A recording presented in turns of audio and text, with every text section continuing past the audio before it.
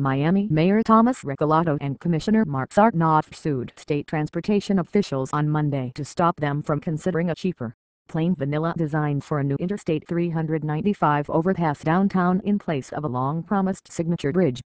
In their lawsuit, Sarnoff and Regalado argue that Florida's Department of Transportation broke the public promise to replace the obsolete 395 overpass with a dramatic suspension bridge to help spur redevelopment along Biscayne Boulevard and mitigate social and economic damage done to adjacent Overtown by the construction of the original span, which split and isolated the mostly black community.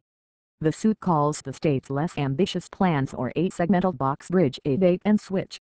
The suit comes just weeks after FDOT officials introduced the stripped-down version of the overpass as a potential alternative following years of planning and community meetings that culminated in the selection by a Citizens Advisory Committee of a soaring bridge design, dubbed the Wishbone Arch. Agency administrators say they have made no decision and have not identified money to build a replacement for the elevated I-395 span, which connects Interstate 95 with the MacArthur Causeway. But they say the plain bridge version, which rests on columns, would cost about $114 million less than the Wishbone Bridge, estimated at $673 million. FDOT engineers say the existing span has numerous design, safety and capacity flaws. Sarnoff and Regalado argued that city officials and neighborhood groups were duped into approving the more elaborate bridge plan, and that they would never have approved the design now being proposed by FDOT. The Citizens Committee unanimously rejected versions of the simpler bridge when FDOT's consultants presented them to the group in January. The lawsuit contends that U.S. law requires FDOT to show their plan has local approval in order to qualify for federal funding for the highway project.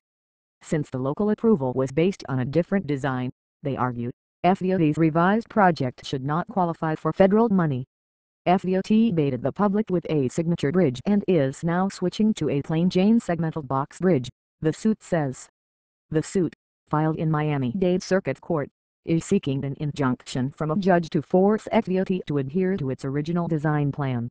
The unsightly 1.2-mile span, which runs along a series of elevated bridges and embankments, has been considered a source of blight since its construction in the 1960s. Both of the replacement alternatives would raise the overpass and remove embankments to allow reconnection of streets blocked by the existing highway, the FDOT says. Read more here.